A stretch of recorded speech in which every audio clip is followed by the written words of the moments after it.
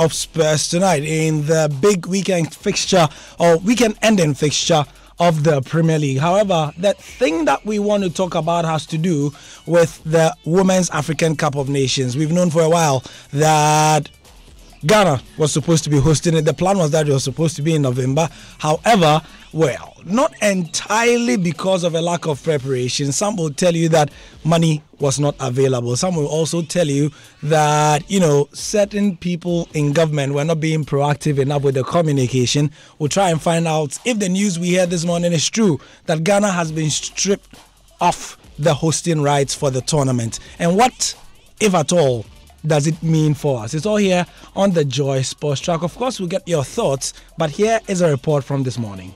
So, George, we understand despite the recent meeting between Ghana's Sports Minister Isaac Isiama and the CAF President, that's Ahmad Ahmad, the Confederation of African Football, are still not enthused about our preparations for the championship in November. And according to our checks, the CAF inspection team that visited Ghana last month realized the venues for the competition, that is the Accra and Cape Coast stadiums, will not be ready by the time of the competition, that's in November, which is just 3 months away. Especially with the Accra Sports Stadium construction work, it won't be completed before the competition starts, and also the confidence in the other parts of the Cape Coast Stadium is not up to scratch. And in view of this, the local organizing committee, that's the LOC, decided to move the tournament to Kumasi and Tamale, which we also understand that move was rejected by CAF. Benedict Owusu with that report, giving us some perspective and welcoming us officially to the show. I'm Gary Al Smith. I'm here with my slew of people, my peoples. This is the Neho edition of the Joy Sports Track, the Neho edition. Abigail, am I pronouncing it properly? Yeah, Neho. Neho. Yeah. You pronounce it with a sort of force. With vim. Yeah. Like this one, if I chop before you mention. Exactly. You know that garbage. Yeah, no. Exactly. Yeah, I mean Chima Kakpable. No. Yeah, the Neho edition of the Joy Sports Track. This one go past round one. Anyway, speaking of round one, what round are we in, Abigail Senasoso of our Joy Sports? She follows women's football keenly. Are we going past the round of hosting the AFCON or not, the women's AFCON? Gary, good afternoon. Thank you for forcing a smile out of me. I'm very sad with this development, even though it was expected. It was? Yes, for some of us. I wish I had this cue for you from, I think, at the beginning of the year, when we were aware we were going to host this. I had a very extensive interview with Madame Rosalie Lamo, and she cautioned that if we are not careful, this could happen, given the enthusiasm with which we started preparing. And so clearly she would be sad, but I know deep down she knew that this could happen. It was possible. It was possible to happen. And in the wake of Anas, everything was just blown away. I don't want us to even go through Anas. I didn't want to even mention him. Yes. I know. Because if we were prepared, we would have been prepared. Yes. And when it happens that way, I know people will definitely reference Anas. Let's just take him out for now. And in this era of misleading people, I like the way the ministry is going about that, saying they have not had any official information for the fact that we are no longer hosting. But if you get CAF and FIFA executives on a platform as big as Kwesi ESPN, hinting that they've taken it away from us, I don't know what kind of information you want. So if I can go by their tone, then maybe 99% it's taken from us. We are not going to host it. What's the other thing about CAF already looking for a replacement to supplant us? We had some news earlier that they contacted Kenya, and Kenya said they were not ready. And it looks like South Africa is pulling its neck and wanting to. It wouldn't be a bad venue to host our women's tournament there. But what does it mean for our qualification? Because then we would have qualified as automatic hosts. It has happened before. CAF has played a 7-team tournament before when the right was stripped of another. I've forgotten the country, sorry. Like Ghana now. And so it means that CAF is not going to pardon us in any way. They can still go ahead if they are comfortable and then play the 7-nation tournament, or maybe compensate us and say, okay, Anas visited you, so maybe to wipe your tears, let me help you go there. But I don't see it happening. Maybe we might have the second time that the 7-nation will host the AFCON. It's sad for women's football. Seriously, for us as a nation, I don't think any of the male national teams would have handled this way. However it is, we would have found a way around it. But we always have to fall victims when it comes to this. And I don't really blame CAF or FIFA for doing this, because you don't give Frank Boy and Greengrass Technology 3 months to put Accra Sports Stadium in place. Yeah. How does that happen? Yeah. When the stadium was just reduced to nothing, if I can say, he has to build everything again. Yes, he has the expertise and all, but time is always of the essence. Thank you very much, Abigail Senasusu. The Joy Sports Track is powered by Bet138.com. Win every day. A 1-minute advert to officially acknowledge them, and then we are back to continue. We take your thoughts as well. When the beautiful flicks and tricks account for the goals and wins, when the tempers flare and the passion is in overdrive, where do you stand as a fan? It is time to turn your passion into some real cash. Monetize your shouts at 138.com, the newest and best sports betting and virtual gaming company in town. Sign up and enjoy 200% bonus on your first deposit on www.138.com/Africa. Experience live in play with unbeatable odds, endless markets, and prompt payment. Mobile money enabled with quick deposit and easy withdrawal. Visit any of our retail shops in Accra at Alaju, Caprice, Jamestown, Taifa, Soweto, and Teshi. In Kaswa at New Market and Ufako. 138.com is licensed by the Gaming Commission of Ghana, and it is not for persons below age 18. Bet responsibly. Call 050-9138-138 for any inquiries. Join the winning team now. 138.com. Win every day. And visit any of the retail shops of Bet138.com at Alajo, Caprice, Kaswa, Jamestown, Taifa, Soweto, and Teshi. And it's licensed and regulated by the Gaming Commission of Ghana. They are the proud sponsors of the Joy Sports Track. We are continuing our discussion on the Women's African Cup of Nations. Joy 99.7 FM. This morning, also on our website, my colleague, Fifi Forsen, did that story about the possibility of not hosting the Women's African Cup of Nations. What we didn't have at the time was the view of the sports ministry. But as you heard on the midday news, Officer J. Barges, spokesperson of the Ministry of Youth and Sports, has this to say. We are making efforts to contact CAF for the clear the air conversation, so that we can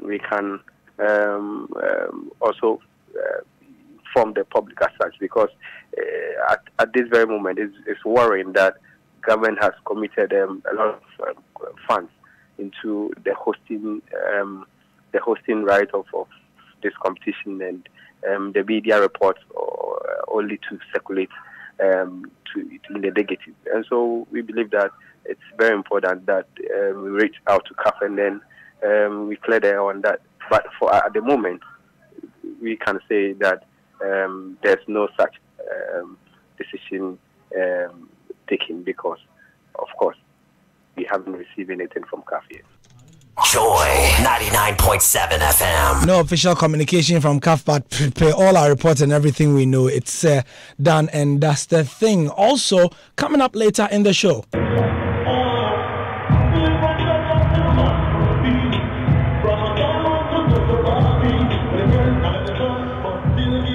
No, you're not on the wrong dial. This is 99.7 Joy FM. Stone Boy singing there. It had something to do with a Ghanaian footballer in Spain. Stay with us later on the Joy Sports Track. However, Hans Mensah Ando is here. I see George Ado Jr. lodging around somewhere as well. So you've got the report from Benedict this morning giving us the hint that this was going to happen. Yeah.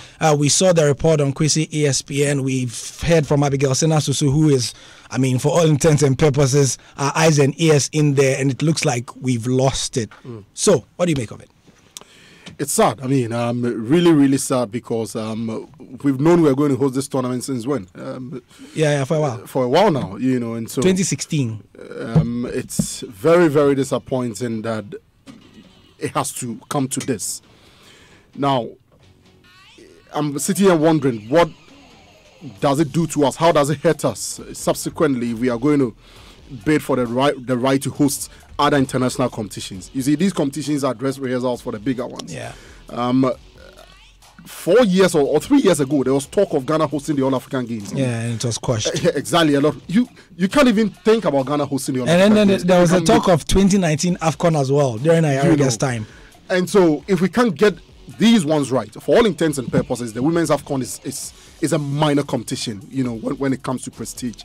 And the the requirement to host. I think what you want me to say is it's a relatively easier. Okay, easier to host. Yeah. And so, if we cannot get this one right, what claim can we lay to say the AFCON or the All Africa Games or maybe the Under-20 World Cup? I've always said that by now we should have hosted an Under-17 or Under-20 World Cup. By now we should have been able to do it. But if we cannot get the women's AFCON right, what are you going to say in your claim to host the Under-20 World Cup or the Under-17 World Cup? I think that we've done ourselves a lot of disservice. I don't think that we've done justice to ourselves as a people. But of course, you know that in this country we are going to make excuses, come up with excuses and not hold anybody responsible for what has happened. Abigail alluded to something and I have to agree with it. Look, if it was the men's AFCON, would we have handled it the way we've handled, the right to host the women's AFCON? Definitely not. We co-hosted the African Cup of Nations in the year 2000 and hosted it in 2008. You realize the sort of seriousness with which we approached it. You realize the preparations, how frantic it was. It was all over. I mean, we were buzzing as a country. We were excited about it. Yes, granted, the women's game doesn't attract as much attention as the men's game, but still, we should have taken it a bit more seriously. Look, in my opinion, you either play hard or you don't play at all. If you are going to do it and do it well. If you're not going to do it, don't get close to it. Don't even go, bidding for the right to host it. For us to have gone in, put in a bid, won the bid, and handled our right to host the tournament in this manner, I really don't think that not good enough. 26 minutes gone after 1 here on Joy 99.7 FM. Just wanted to bring some finalities to the issues. The Ministry of Sports are saying that they've not heard anything, but as the host, I didn't want to be so deadpan about it, but I also know that we've lost it. So, George, I'm wondering I don't know what the Ministry of Sports know. I mean, they just want to, work with protocol. So, an official, I saw one of the officials who is very, very involved in these things saying that, but it's not on the CAF website. I mean, the CAF website these days, they update it when they want. Now, the bigger question is, even if CAF says we should go ahead, are we prepared at all? Yeah. We don't feel it. We don't feel the buzz. And I don't think that the expose on football corruption really should have affected the preparations for the African Women's Championship. Because we had the rights to host We had the right to hold in 2016. And government knew what they wanted to do about this. And except the government was just not probably serious about this one and the way we went. We didn't look at it, like it was making the point. We didn't look at it like we would have looked at the men's competition. We had the Africa Cup of Nations and we're hosting here in Ghana. So it's rather bad. And it doesn't really help us in terms of our reputation around the world. I mean, that Ghana couldn't host the 2018 Africa Cup of Nations. I mean, for women, it's not too good. It's not good. It's not good for us, and we need to really get out of this and get things going on. I'm just looking around and asking the other question. So, what's happening to a normalization committee? Why is it taking so long? Why are we here? Why are we not moving on with football? Why can't we get back into the act and do it? Today is August 27th. It's an important date, anyway. We've been able to run away from it, but we're probably supposed to be banned by now. Yeah. But that means that, yes, FIFA is still looking at what we're supposed to do, and we need to get things running. And government had this in their own quarters to get this sorted out. I'm so disappointed. Right. So, whilst we are on the issue of government, but is there any magic that we can hear later that, okay, because the CAF has not really settled on who's going next? Yes. According to the report that was on myjoyonline.com, written by our colleague Enoch Fifi Forson as well, the CAF president Ahmed Ahmad also spoke that next month they'll get a new venue. That's the news. Yeah, that's so what they're hoping to basically, do. It's gone. Like that's why I was trying to look at this Ministry of Sports position. Is it that they're trying to go in and re-bargain or say something, or is it that? Is it because there was confusion here and there? I think the ministry has got to be honest with themselves. I think as a people, as a country, we have to be honest with ourselves. We are not ready to host it. How many months more? How long have we got? Because if you even want to host it, as a last week, as a 2 weeks ago, and didn't Nathaniel Atom mention it at the editorial meeting last week, that at the stadium, if you go to the stadium, we have two new cars there with Accra and Cape Coast written on the two cars as the two venues. But if you ask people from the ministry, they'll tell you that it's probably Accra and Kumasi that was hosted. Confusion. So the local organizing committee and the liaison team, they were confused about where they were going to happen. One other thing is this. I think we are too fixated when it comes to, the stadia, which venues to use for which matches. Look, we've got a SIPO. It is there deteriorating. Tamale is there. It is part of Ghana. Accra and Kumasi, of course, are part of Ghana. But you see, let's be realistic. Accra and Kumasi sees a lot of the action. You understand? Which Accra? The same Accra that you want the same Accra. The same Accra we want to build a national cathedral. Exactly. The same Accra. Yeah, that's one. It sees a lot of the action. We have an opportunity to host the Women's AFCON. Can we say we are going to make the little adjustment at the SIPO? Maybe the scoreboard is not working, floodlight is not on, the air conditions in the dressing room, the bathtubs. And can we fix it up, touch it up, and then use those venues as well? Can we go to Tamale and give them a bit of the action? Does it always have to be Accra? Must it necessarily be Accra? Can we move the action around? And the bigger question is, Gary, does it always have to be when you have a competition before you want to sit down and look at your stadium? But you see, that is the bigger that's the bigger question there. I mean, that's the bigger thing. And that's why when government goes on and I'm going to work on football and just look and say, how much of the investment is going into this? Because we must have at least 4 stadia working.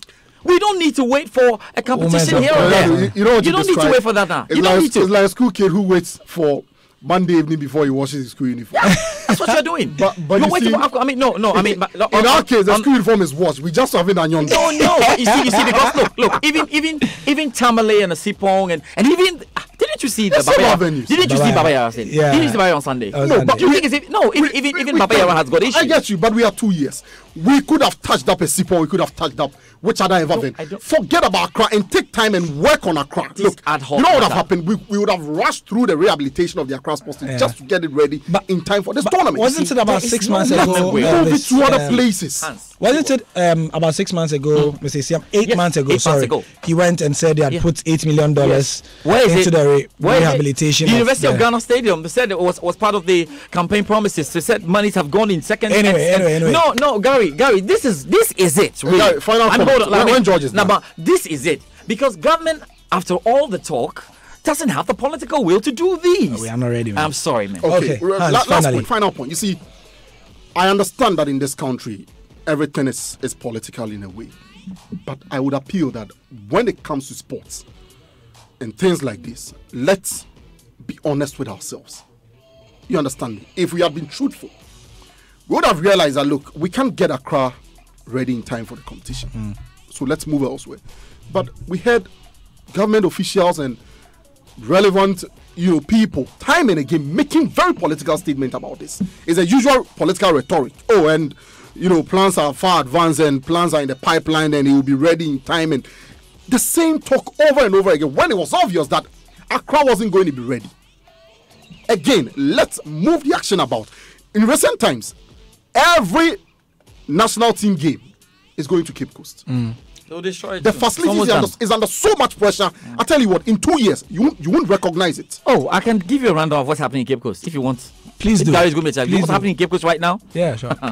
No, tell me what's going on. Yes, because there are issues happening there. And I've told you, anytime we get these grants from whoever, somehow those who can work on the installment have to be those from the country that gave us that. Oh yeah. So it's very difficult to do that. I think George is talking about the whole. I think the scoreboard. Yes. The guy was Chinese. Yes. So because the Chinese guy who fixed it was not in the country, we couldn't want to mention it. We couldn't fix it. That's what I was saying. I didn't want to mention it. Yeah. And I'm making it even easier. So you go to Cape Coast now, but it's part of it's their plan. It's their plan. It's their way of getting into the system anyway. So my point is, hold on. We train engineers on this. We train technicians. Okay, that's what you think. That's why the Accra Sports Stadium is where it is now. Yeah. And I'm saying it won't be anything different from the Cape Coast Stadium. It's gradually deteriorating because he's doing everything in Ghana right now. George Ado Jr. bringing finality to that discussion. We are moving on to more pleasant news. 9.7 FM.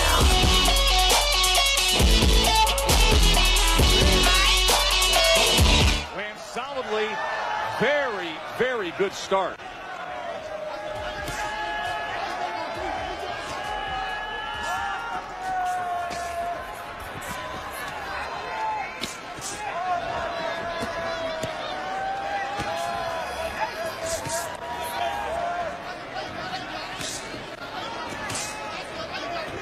Glad you're with us here for Top Rank Boxing on ESPN. This is an absolutely loaded card. We are just underway with our first of 2 world title fights. Joe Tessitore alongside the former 2-division champion Timothy Bradley, and a knockdown scored by the world champion Isaac Dogbay against Otake.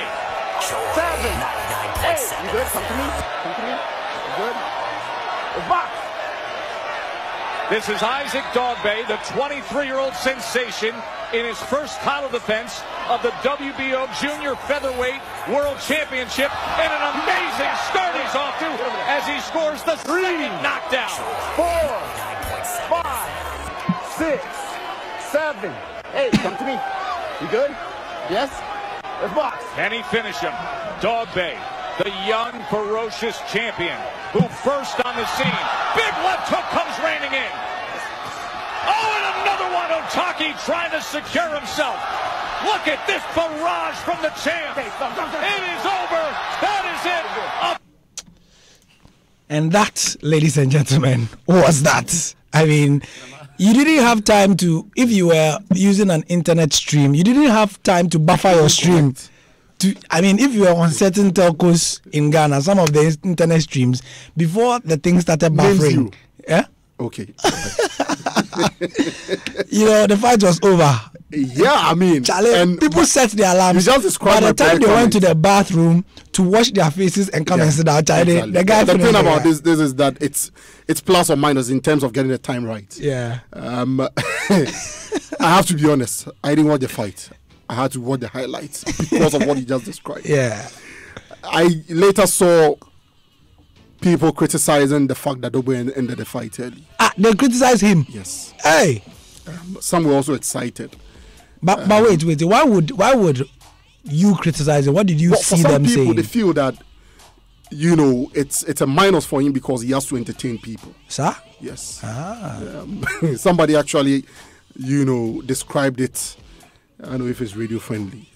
No, but you see, the thing is that he's fought somebody recently. Yeah. I mean, he didn't want to make that mistake again. He didn't want to toy with this guy. No, but you see, I made a point to somebody. Look, Mike Tyson was finishing opponents off very early, and people were still paying to watch him. Yep. So I don't see how it goes. I don't even think it's something to think about. It's not even something we should talk about. Go and get the job done. What are you talking about? He had a job and then he did it. I mean, not in the time that he expected him to. He did it in an even better time. Yeah. If he was in athletics, it would probably be Usain Bolt or world record or something. There. Yeah. Anyway, let's go to the mechanics. I mean, Hans, so from a technical point of view, break it down. What did Dogbay do for us, for himself, and how did he beat the guy technically in 2 minutes? Dogbay was always going to win this fight. You look at the age difference. You look at the explosiveness. 25-37. Exactly. The only thing that Otake had, you know, over Dogbay was the reach, because he was taller. But that in itself, you see that Dogbay was going to negate it because he was faster. He was younger. He moves a lot. I say Dogbay moves a lot. You don't get a stationary target to pick apart. And so you compare them technically and you realize that Isaac Dogbay was always going to win this fight. I expected him, like a lot of people, to dominate, put in a very dominant performance, and then get a job done. But he had other ideas. Go in there, make a statement. And, you know, it was straightforward. It was a case of a fighter who was superior to his opponent and went in there to establish that superiority. I think that the intention was not to finish the fight very early on, but to sort of put a fear in the opponent that, look, either way you are going down. And also to test him, see, you know, how much he could take.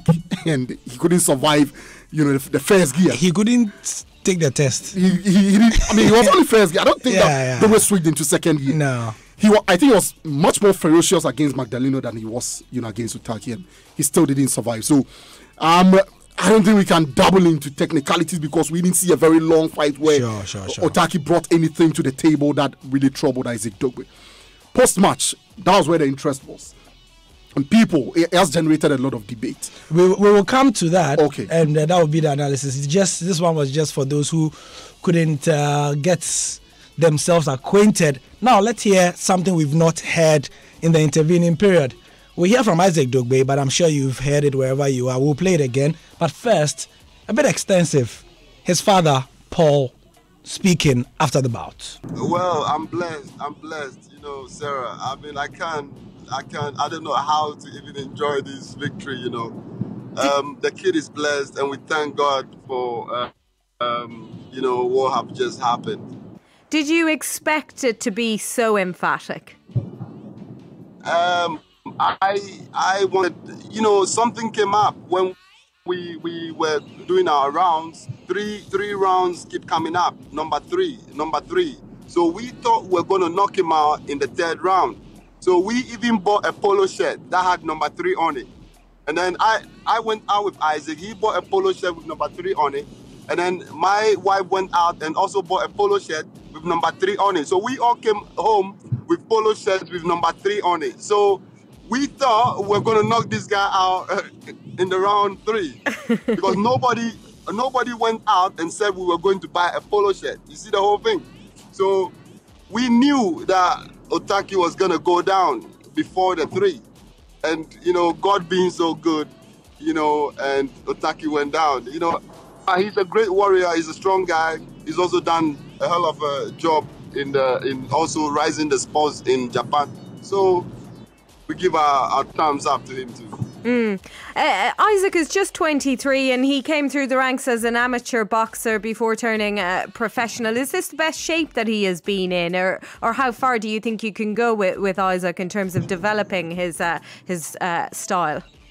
Well, as you know, Isaac was in the amateurs. You know, he started boxing in Great Britain. He was 3 times amateur champions in England. He had his foundation in the Queen's country, you know, and, you know, the kid just keeps rising, you know, and, you know, he's got a good base, a good foundation in Brixton, you know, in Miguel's boxing gym and Fitzroy Lodge, and in the Army, Army Boxing Club.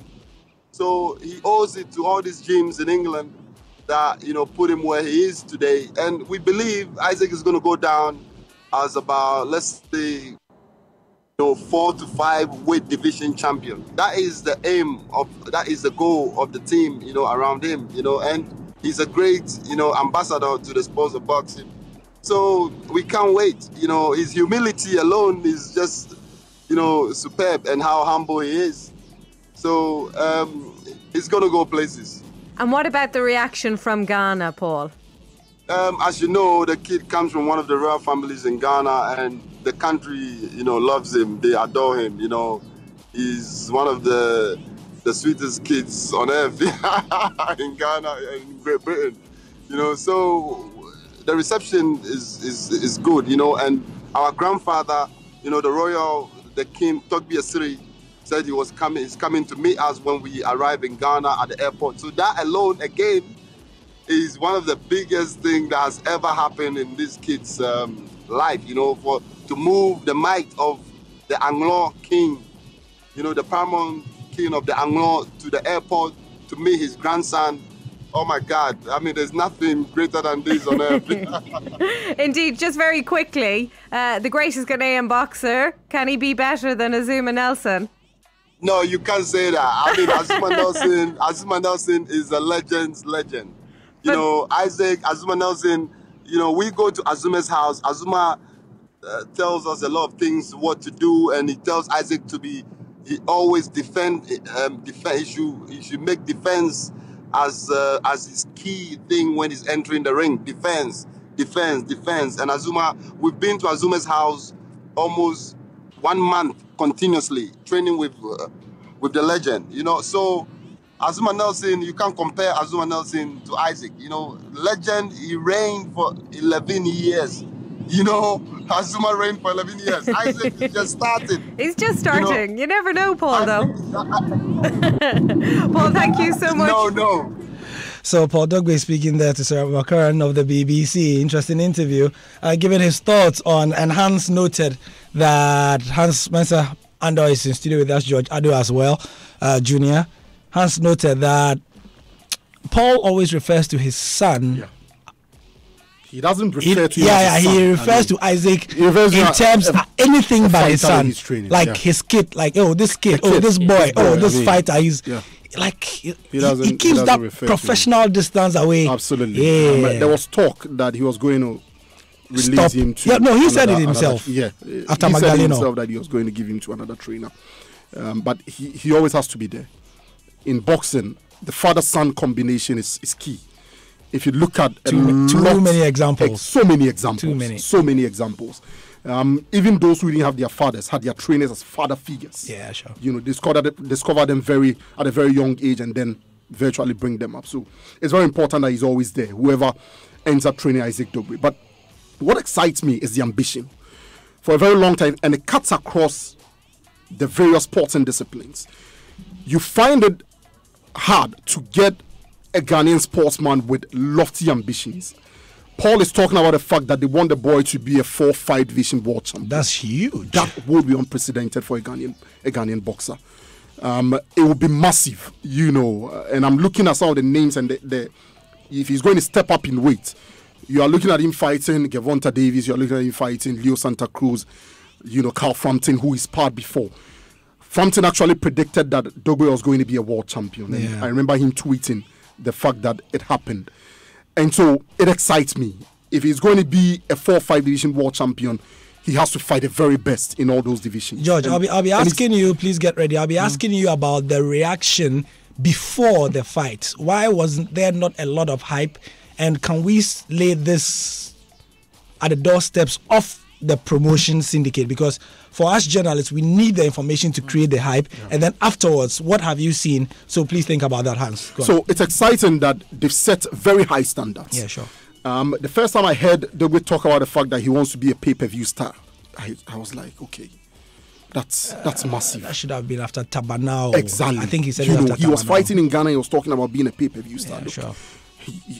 You have to understand what it takes to be a pay-per-view star. You probably must have the entire American boxing population behind you. Yeah, sure. And it is dominated by the Mexicans, the Hispanics, and the likes. Puerto Ricans. Exactly. The Africans out there in the United States are not, they are not religious boxing followers, if you like.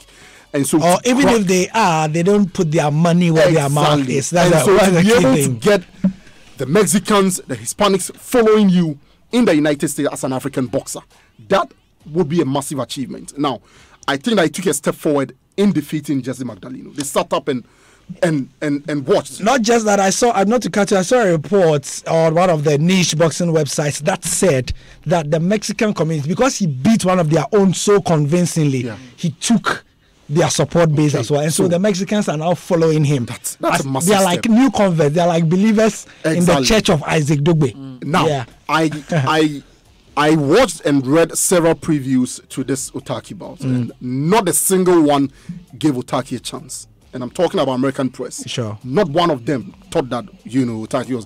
Some actually predicted the fight was going to end very early. I see. And so he's taking a very bold step. Becoming a pay-per-view star is within his reach now.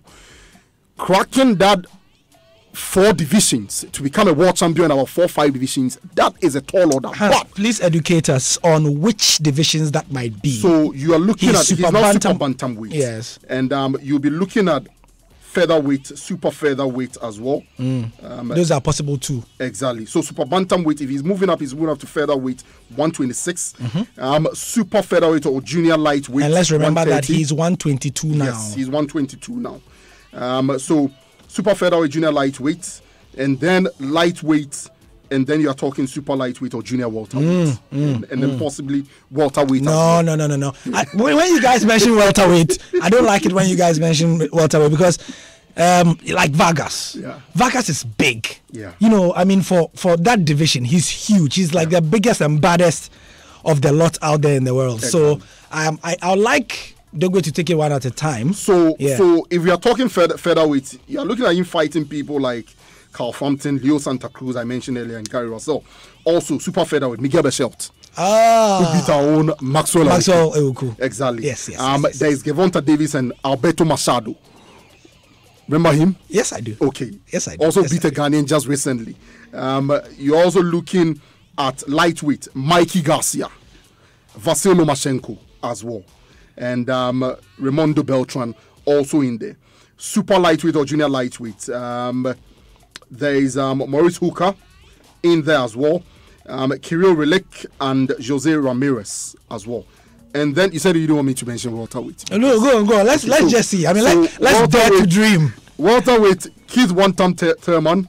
There's Manny Pacquiao, Errol Spence Jr., Terence Crawford. So you see, there's one name. I mean, you get my point. Yeah. So those are the sort of ambitions that Isaac Dugbe has got, and it's refreshing. Look, if he's not even able to crack 5-weight division, I'm very confident. Three, and if he's able to make 3, it's massive. Azuma Nelson stepped up in weight and lost to this sly guy, Pernell Whitaker. Yes. Sweepy. Exactly. It's very difficult when you step up in weight, and so if he's able to crack 3-weight divisions, tell you what, it will be massive for a Ghanaian boxer. It will be indeed.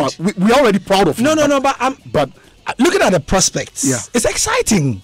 Yeah, it is. I mean, it's exciting. It is. One thing I've realized is that once you establish yourself, it gets to a point where even when you lose, if you put up a very good fight, if you put up a very good show, it's a plus for you. Look, there are boxers with terrible records in terms of the number of fights they've lost who are Hall of Famers.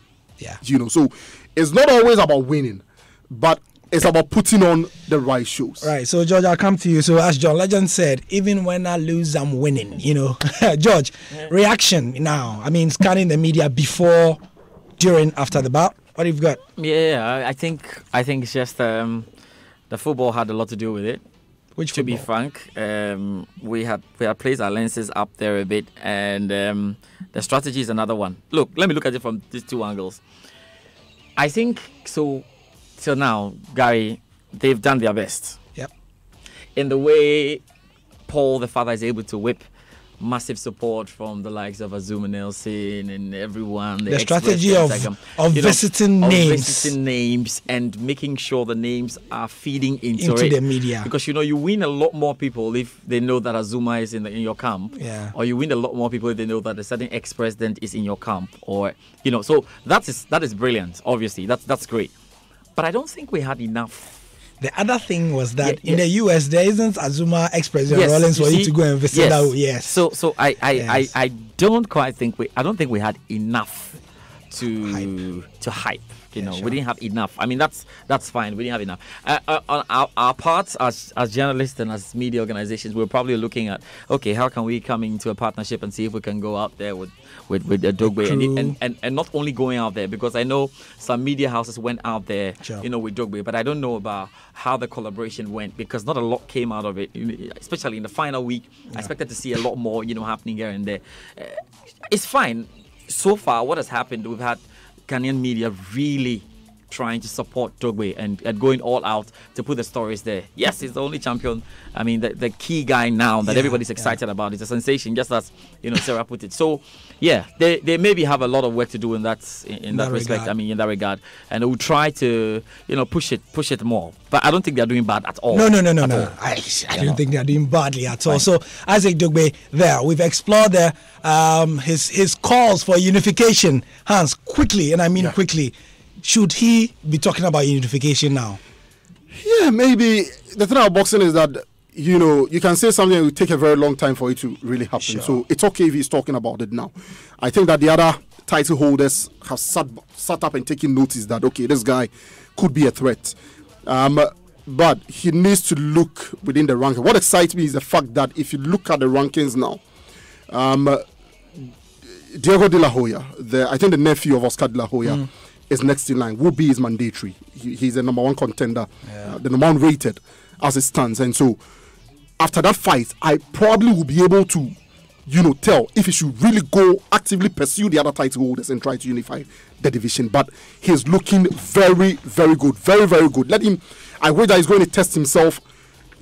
Take care of De La Hoya, take care of the next person in line, take care of the next person, and then go after the other people with the titles. Because you look at those holding the other titles, I think that Dugbe has what it takes. What is it to beat them? To beat them and then unify the division. Excellent. That would be massive. That would feel like Ghana winning the World Cup.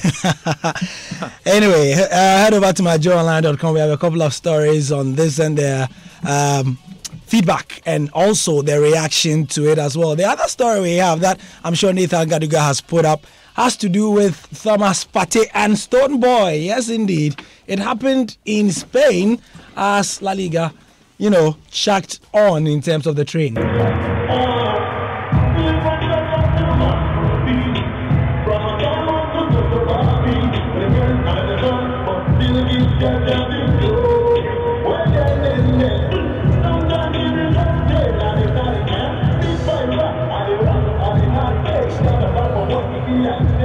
The unmistakable voice of Stone Boy in Spain. Why was he there? Hold on.